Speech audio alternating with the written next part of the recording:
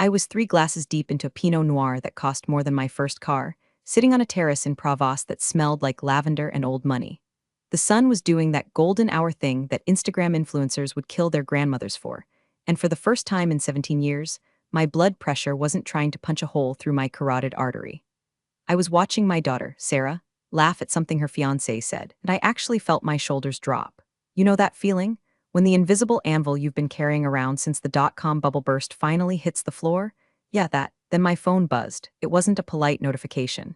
It was the angry, insistent vibration of a device possessed by a demon with an MBA. I looked down. 17 Slack notifications, 2 voicemails, and then, screen lit up with a face that made me want to gargle broken glass. Bradley VP Ops. Bradley, the owner's son, a man who thought the cloud was actual water vapor and whose only qualification for running a data center was that he once set up a Roku without calling Geek Squad. I let it ring.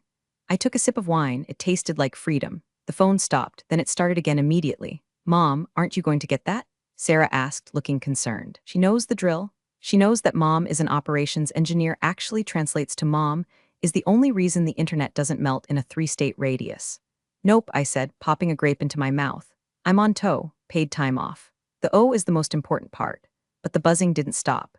It was vibrating against the antique wrought iron table like an angry hornet. I sighed, the kind of heavy, soul-deep sigh that usually precedes a murder charge, and picked it up. Hello, Bradley, I said, my voice dead flat. Get back from Europe or you're fired. His voice cracked. He was screaming so loud I had to pull the phone away from my ear. I could hear the background noise, the distinct high-pitched whine of server fans ramping up to maximum RPM. It's a sound I know better than my own heartbeat. It's the sound of a system screaming for help.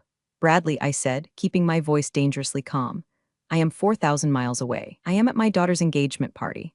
I submitted this time off 6 months ago. Your father approved it. I don't care what Dad did. The dashboard is red. Everything is red. You need to log in and fix the flow rates or you're done. Pack your desk. Now, before I tell you how I systematically dismantled a multimillion-dollar company using nothing but silence and a secure shell protocol, do me a solid. Hit that subscribe button and drop a like. Seriously, it helps the algorithm, and since I might be legally unhireable after this story gets out, I could use the morale boost. Okay, back to the carnage. Bradley, I said, swirling my wine, I can't log in. What do you mean you can't? You have the laptop. I do, I admitted. But you revoked my admin privileges yesterday, remember? You said, and I quote, we need to pivot to a more agile, youth-oriented hierarchy. You gave my keys to that intern, Kyle, the one who thinks Python is a snake. Kyle is crying in the bathroom. Fix IT, I can't fix what I don't have access to, Brad. You wanted me out of the loop, I'm out of the loop. Then get on a plane. If you aren't here in 12 hours, you are terminated for cause. Insubordination, sabotage, the accusation hung in the air, mixing with the scent of lavender. Sabotage, he wanted to talk about sabotage. I looked at the vineyard. I looked at my daughter, who was looking at me with that please, don't work on vacation face. I thought about the last decade. The missed birthdays because a cooling loop sprung a leak at 3 a.m. The Christmas mornings spent on conference calls because a firmware update bricked the storage array. The fact that my hair was graying because I was the only thing standing between this company and a thermal meltdown. And this 26-year-old with a spray tan and a degree in business ethics was screaming at me like I was the help. Something inside me snapped, not a loud snap. A quiet metallic click like a lock engaging. Okay, Bradley, I said softly. Okay, what? You're coming back? No, I said. Okay, I'm fired. You want to terminate me? Consider it done. I just logged out of everything. Slack, email, the VPN, everything. Wait, what? You can't just, I just did. You have about 20 minutes before the data center cooling resets to its default 0 state. That's a safety feature I wrote to prevent unauthorized tampering. Since I'm no longer an employee, I can't authorize the override.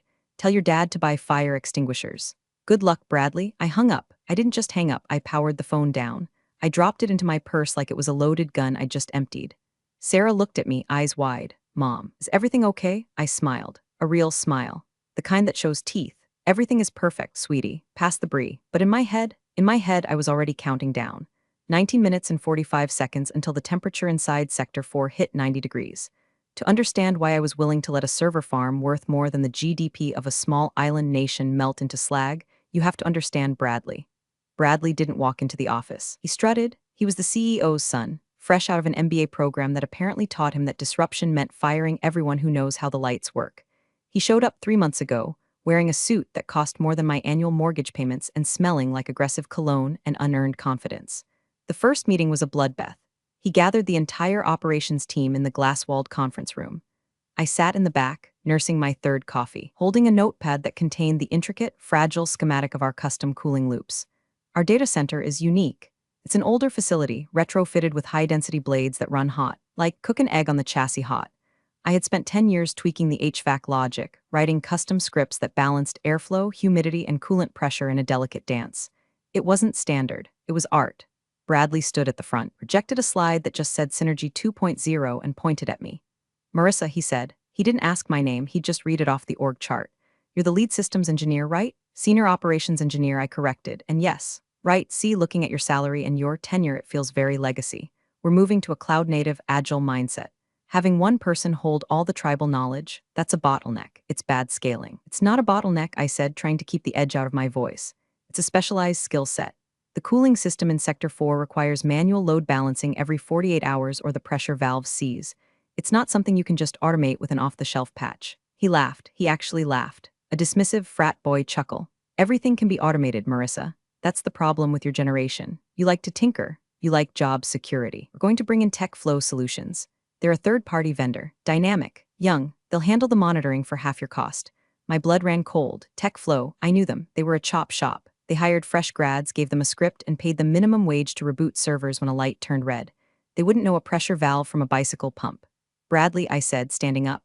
If you let TechFlow touch the HVAC logic, you will burn this building. I'm not being metaphorical. The thermal density in the racks is critical. If the coolant stops cycling for more than 30 minutes, the halon gas triggers.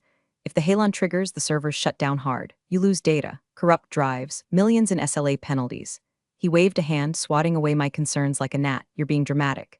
This is exactly why we need new blood. You're too attached. You're emotional. Emotional. I sat down. I didn't say another word for the rest of the meeting. I watched as he demoted my two best technicians. I watched as he signed the contract with TechFlow. I watched as he systematically stripped away my access to the budget, the hiring process, and finally, the strategic planning. But he made one mistake. He assumed that because I was legacy, I was stupid. He didn't know that I had hard-coded the cooling protocols myself. He didn't know that the automation he loved so much was actually a script running on my local terminal, authorizing the system to keep pushing coolant every time the pressure spiked. He wanted automation? Fine. The week before my vacation, I initiated what I call the nanny protocol. It's a soft lock sequence. Basically, the system checks for a specific digital token, my personal admin key, every 48 hours. If it sees the key, it assumes mom is home and everything is fine. It keeps the coolant flowing. It balances the load. If it doesn't see the key, it assumes a security breach. It assumes a hostile takeover. And to protect the hardware from unauthorized erratic tampering, it reverts every single setting to the factory default. The factory default for those chillers is off. I tried to warn him. I sent him an email titled Critical System Dependencies Do Not Ignore. He replied with TL. Doctor, enjoy your vacation, Marissa. We've got this. So I packed my bags, I packed my sunscreen, and I packed the only encrypted USB drive that contained the override codes. When he screamed at me on the phone, telling me I was fired, he didn't just hurt my feelings. He triggered the employment termination clause in my own head. I wasn't an employee anymore. Cool. Then my key was no longer authorized. The clock had started ticking the moment he said you're done. Back in Denver, 4,000 miles away from my Pinot Noir, the situation was deteriorating faster than a banana in a backpack. I can picture the scene perfectly because I've lived through the drills 100 times. But this wasn't a drill. The main operations center is a glass fishbowl in the center of the building. Usually, it's a hum of low-level activity, green lights on the wall-sized monitors, a gentle clatter of keyboards. But right now, it would be a disco of red warning strobes. Kyle, the intern who thought Python was a reptile, was likely hyperventilating into a paper bag. The TechFlow guys, let's call them Tweedledee and Tweedledumbess, were probably staring at the main dashboard, which was currently displaying a cascade of high-temp warnings for Sector 4, Rosa through F. Just reboot the controller. Bradley would be shouting, pacing back and forth in his Italian loafers, sweating through his dress shirt.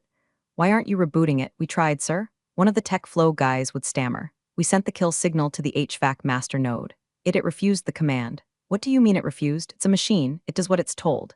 It says unauthorized user, the tech would say, pointing at the screen. We tried using the admin root password you gave us. It's not working. That's because the admin root password Bradley had was for the operating system. It wasn't for the firmware.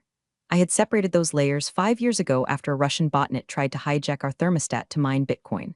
The firmware layer, the brain that actually tells the valves to open and close, only listened to one user, Brennan Sue. Call her back. Bradley probably screamed, grabbing his phone again. Get her back on the line, but my phone was off. I was eating cheese. She's not answering, sir, Kyle would whisper. Then hack it. You guys are hackers, right? Bypass the firewall. Here's the funny thing about data centers. They are designed to keep people out. especially physical infrastructure controls. You can't just hack a localized cooling controller from the internet if the bridge is down. And the nanny protocol, it burns the bridge. It disables remote port access as a security measure. To fix this, someone had to physically go into the server room, plug a console cable into the maintenance port of the master chiller unit, and enter the 64-character encryption key. The key that was on a USB drive. In my purse, in France. Sir, another tech would pipe up, his voice trembling. The ambient temperature in row C just hit 85 degrees. The fans are running at 100%, but they're just pushing hot air around. The AC isn't blowing cold. Why isn't it blowing cold? The compressors have shut down. They're in safe mode. Safe mode? That sounds good. Safe is good. No, sir. Safe mode means they turn off to prevent the motor from exploding due to conflicting instructions. They're waiting for a manual reset. Bradley would be staring at the wall of screens. He'd see the client names blinking in red: banks, hospitals, logistics companies, real people with real money who were about to experience a very real outage. How long? Bradley would ask, the arrogance finally draining out of him, replaced by the cold, wet dread of a man realizing he just threw a grenade into his own lifeboat. At this rate of climb, the tech would check the graph. The thermal shutdown threshold for the storage arrays is 105 degrees. We're gaining a degree every 90 seconds. Bradley would do the math, or try to. 20 minutes, the tech would say. Maybe less. Open the doors, Bradley would scream. Open the server room doors, get fans, get ice, I don't care. And that is the exact moment the chaos would shift from technical difficulty to physical comedy. I imagined them running to the break room, grabbing bags of ice from the freezer, dragging box fans from the supply closet. It was like trying to put out a forest fire with a water pistol. I took another sip of wine. The sun was setting. It was getting chilly in Provence. I put on a cardigan. Back in Denver, things were just starting to heat up. If you've never stood inside a data center when the cooling fails, you can't appreciate the visceral horror of it. It's not just warm. It's an oppressive, industrial heat that feels heavy in your lungs. In Sector 4, the noise would be deafening. Every server has internal fans, tiny little plastic blades that spin at 10,000 RPM. When the sensors detect heat, they throttle up. Usually they run at 30% speed, a gentle hum. Now, thousands of them were screaming at 100% capacity, creating a sonic wall of white noise that vibrates in your teeth. It smells like burning dust, like ozone, like expensive electronics cooking in their own juices. The hot aisle behind the racks, where the exhaust vents out, would be lethal. We're talking 120 degrees and climbing. The cold aisle, which is supposed to be a crisp 65 degrees, would be creeping past 90. By now, the client tickets were rolling in. At first, it's just automated alerts, high latency, packet loss. Then the humans start calling. Hey, our database transaction time just went from 5 milliseconds to 5 seconds. We can't process credit card payments. That's the regional bank client. Our patient record system is timing out. We have doctors in the ER waiting for scans. That's the hospital network. We're losing $10,000 a minute. Fix it. That's the high-frequency trading firm. Bradley, trapped in the ops center, was watching his career evaporate. He was yelling at the tech flow lead, a guy named Jason who looked like he was 12. Do something, Bradley shrieked, slamming his hand on the desk. We're trying to reroute the load. Jason yelled back, but the virtualization manager is lagging. CPUs are thermal throttling. They automatically slow down to prevent melting. Everything is crawling. Where are the manuals? Bradley demanded. Marissa must have left documentation. A binder, a wiki, something. Ah, the documentation. See, I did have documentation. I was meticulous. I had a shared folder called Disaster Recovery Protocols HVAC. It contains step-by-step guides, diagrams, and emergency override codes. Remember the Synergy 2.0 meeting? The one where Bradley said we needed to clean up the digital clutter. He had ordered IT to archive all non-active files older than 6 months to a deep storage tape drive to save server space. And since I hadn't had a catastrophic failure in 3 years, because I was doing my job, the system flagged my manuals as inactive.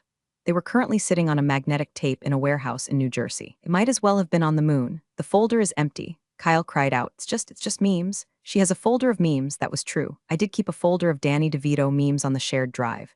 I named it Essential Workflows to hide it. I chuckled thinking about them opening it in desperation, hoping for a schematic and finding a gif of Danny DeVito eating a hard-boiled egg. She sabotaged us, Bradley roared. This is criminal. It's not sabotage if you deleted the files, sir. Kyle said, finding a spine for the first time in his life. You signed the archive order last month. Bradley turned on him, eyes wild. Don't you quote policy to me. Get down there, open the floor tiles. Maybe there's a manual override valve. We don't know which valve is which, Jason shouted. There are 4 pipes: chilled water supply, return, condenser loop, and refrigerant.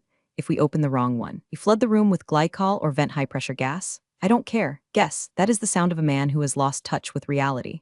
Guess is not a word you use when dealing with pressurized systems. Back in France, I ordered a dessert, a crème brûlée. I cracked the caramelized sugar with my spoon. Crack, the heat in Sector 4 hit 98 degrees. The first storage array, Drive Bank 12, began to blink amber. Drive failure imminent. The smell of burning plastic was getting stronger. I wasn't completely disconnected. That would be irresponsible. I had my personal laptop, a battered ThinkPad that weighed as much as a brick and could survive a nuclear blast. I tethered it to the shaky Wi-Fi of the Airbnb. I didn't log into the corporate VPN. Bradley had killed that access, but I didn't need the VPN to see the vitals. Years ago, I had installed a separate, cellular-based sensor array, just a few Raspberry Pis with temperature probes and a cheap 4G dongle hidden behind the cable trays. I called it the Canary. It was my sanity check. When the official dashboard said everything was fine but my gut said something was wrong, the Canary told me the truth. I pulled up the terminal. The text scrolled green against black matrix style. Sensor 1, row A, 102.4 degrees F. Sensor 2, row C, 106.1 degrees F. Sensor 3, HVAC intake, 110.0 degrees F. Status. Critical. It was beautiful in a horrifying way. It was the mathematical certainty of physics taking its revenge on incompetence. I took a screenshot. I debated letting it burn, truly. I sat there, listening to the crickets chirp, and thought about the $50,000 worth of stock options that were currently vesting. If the data center melted, that stock would be worth less than the napkin under my drink. But this wasn't about money anymore. This was about the principle. It was about the fact that for 15 years, I had been the invisible janitor, wiping the ass of the infrastructure, and the moment a guy in a suit showed up, I was legacy trash. I opened a secure, encrypted messaging app. I had a group chat with the old ops team, the guys Bradley had fired or demoted. Even Kyle was in it. Lurking, I uploaded a video file I had pre-recorded before I left. Just in case, I hit send. Back in the ops center, every screen on the local network flickered. I hadn't hacked the system. I had simply set a scheduled task on the internal message board to autoplay a specific file if my admin token hadn't been renewed by 4 p.m. on Friday. Bradley's monitor went black. Then, my face appeared. I was sitting in my living room in Denver, holding a mug that said I see dumb people. Hi team, the video Marissa said. Her voice was calm, almost bored. If you're seeing this, it means I'm not in the building and my admin token has expired. It also means the nanny protocol has initiated. On the screen, Bradley froze. The tech flow guys stopped running. By now, video Marissa continued, the cooling loops have reverted to factory defaults. That means off. You're probably seeing temps in the high 90s. Have exactly 20 minutes from the start of this video until the halon gas dumps. Once the halon dumps, the oxygen is sucked out of the room to starve a potential fire. Humans cannot breathe halon. Get out of the server room. I took a sip of coffee in the video. There is no password you can guess. There is no bypass. The encryption key is on a physical USB drive. If you don't have the drive, you don't have the cooling. Video Marissa leaned into the camera. Bradley, if you're watching this, you called me legacy. You said I was redundant. Well, consider this a redundancy check. You have 18 minutes to figure out how to cool a megawatt of heat without me, or you can call your dad. The screen went black. In France, I closed my laptop. The sun was gone now. The sky was a bruised purple. Mom, Sarah said, touching my arm, you're smiling like a supervillain. I'm just enjoying the retirement party, honey, I said. 15 minutes left. The CEO, let's call him Mr. Sterling, was not a tech guy. He was a money guy. He was the kind of guy who thought bandwidth was something you negotiated over a steak dinner. But he understood one thing very well, liability. He was currently on a yacht in the Mediterranean, ironically not that far from me, entertaining investors. His phone rang. It wasn't Bradley. Bradley was too terrified to call. It was the chief legal officer, Chloe Sterling. The CEO barked, answering on the second ring. I'm in the middle of a cigar. Sir, we have a situation at the main data center, the CLO said. The fire suppression system is pre-arming. What, is there a fire? No, sir, it's heat. The cooling is down, all of it. Well, fix it. Why are you calling me? Tell Bradley to kick the machine or whatever. Bradley fired the only person who knows how to fix it, sir. There was a silence on the line. The kind of silence that costs $10,000 a second. He did what? He terminated Marissa Brennan, effective immediately. He revoked her access, and apparently the system requires her physical authorization to run the custom cooling loops. Put Bradley on. Now, back in the sweltering ops center, the phone on the conference table screamed. Bradley looked at it like it was a cobra. He picked it up with a shaking hand. D-Dad, you fired Marissa. The voice was so loud the tech flow guys heard it from across the room. She was insubordinate. She left the country. She's holding the system hostage. Bradley wailed, sounding exactly like the 6-year-old who broke a vase and blamed the cat. She didn't hold it hostage, you moron. Mr. Sterling roared. She built it. I kept her on the payroll at 20% above market rate because the insurance underwriters specifically listed her as a critical risk mitigation factor. Do you know what happens if the data center melts and our lead engineer was fired without cause by an unqualified supervisor? The insurance doesn't pay out. We are liable for everything. I didn't know, Bradley whimpered. Of course you didn't know. You didn't ask. You just walked in there swinging your dick around trying to impress the board. Dad, it's 108 degrees in the hot aisle. The drives are screaming. What do I do? You pray, Sterling said, and then you get me her number. I tried calling her. She won't pick up. That's because you're you. Text me her number. Right now. Mr. Sterling hung up. He looked at the Mediterranean Sea, dark and vast. He took a breath. He was a shark, and he recognized another shark. He knew he wasn't dealing with an employee anymore. He was dealing with a consultant, and consultants are expensive. In Pravos, my phone buzzed again.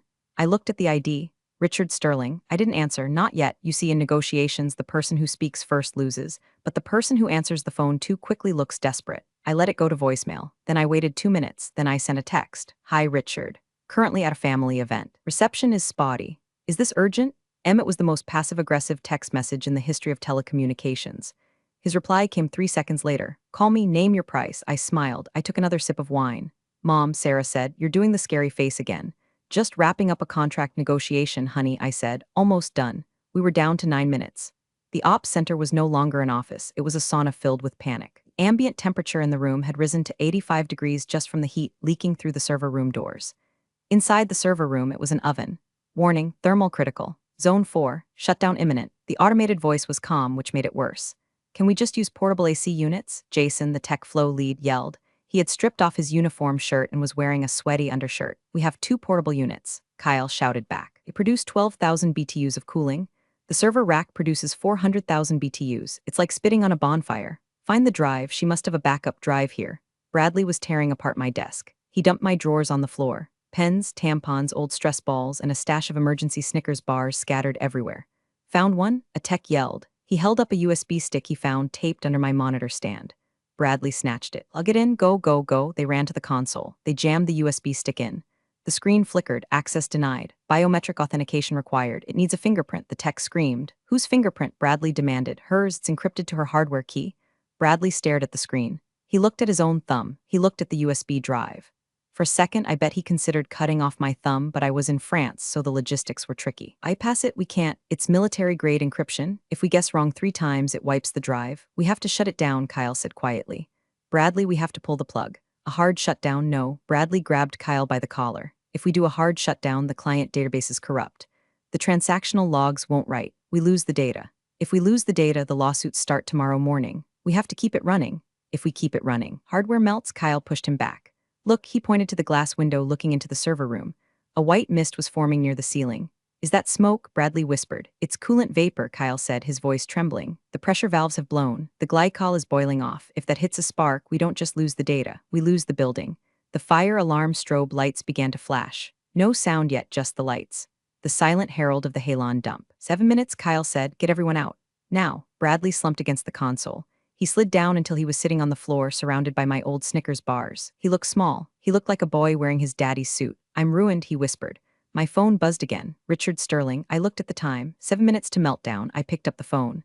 Hello, Richard, I said. Lovely evening for a chat. Fix it, Sterling snarled. I don't care what he did. Fix it? I can't, Richard. I'm fired. I'm just a tourist. If I touch your systems, that's a violation of the Computer Fraud and Abuse Act. I could go to federal prison. Bradley made that very clear. I am rehiring you, he shouted. Right now you are rehired. I don't want my old job back, I said, picking at a loose thread on the tablecloth. The management is terrible. The VP of Ops is a liability. He's gone, Sterling said instantly. I'm firing him. I'm moving him to the mailroom. No, the warehouse in Alaska. Good start, I said, but not enough. What do you want, Marissa? 20% raise? Double vacation? I want a consulting contract, I said. External. Independent. My rate is $500 an hour with a minimum retainer of 1 year paid upfront. Also, I want the title of interim CTO until you find someone who knows what a server actually looks like. And a full apology from Bradley, written, signed, and notarized, admitting to gross incompetence to be kept in my personal file in case you ever try to screw me on severance again. Done, Sterling said. I'll wire the retainer. Now fix it. Money first, Richard. You know how banks are.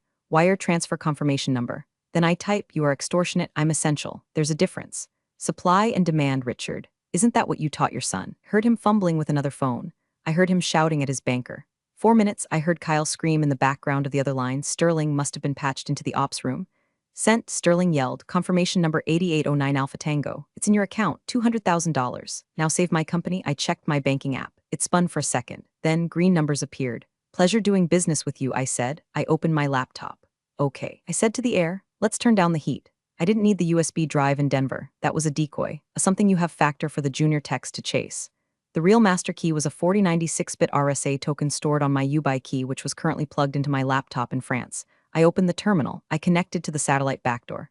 User, Mbrennen Su, password, 2fa touch Ubuy key. Access granted. I typed one command. Sudo / etc / hvac / emergency override sh reset force. I hit enter. It took 3 seconds for the signal to bounce off a satellite, travel across the Atlantic, pierce the firewall of the Denver data center, and tell the master controller to wake the hell up. In Denver, the silence broke. The first sound was a heavy metallic thunk. That was the main compressor clutch engaging.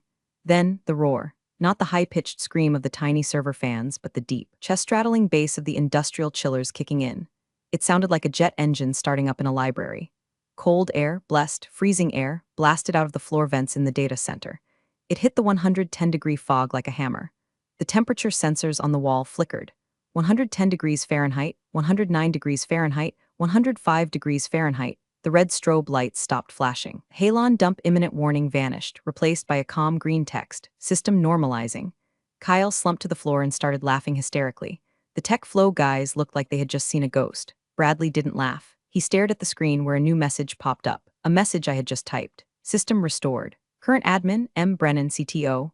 Bradley, please remove personal items from the premises. I closed the terminal window. I closed the laptop. Is it done? Sarah asked. The sun was fully down now, the stars coming out over the vineyard. It's done, I said, disaster averted. The internet lives to stream cat videos for another day. And the angry man, he's having a learning experience, I said. The next morning, the press release went out. Marissa Brennan appointed interim CTO, strategic restructuring of the operations department. Bradley was escorted out of the building by security. Rumor has it he's now managing a frozen yogurt stand in Dayton. I hope he remembers to check the freezer temps. I didn't go back for another 2 weeks. I took the full vacation. I drank the wine. I ate the cheese. When I finally returned to the office, my desk had been moved. I wasn't in the cubicle farm anymore. I had the corner office, the one with the view. And on my new mahogany desk, someone, probably Kyle, had left a small shrine, a framed picture of Danny DeVito and a bottle of sriracha. I sat down in my expensive ergonomic chair. I put on my noise-canceling headphones. I opened YouTube and searched for Danny DeVito eating an egg asmer. I took a sip of my coffee. The dashboard was all green. The cooling was holding steady at 65 degrees. I wasn't just the janitor anymore. I was the landlord, and the rent just went up. Big thanks for watching, you sneaky seniors. Subscribe to keep the coffee pot brewing revenge. Your ex-colleagues won't know what hit him.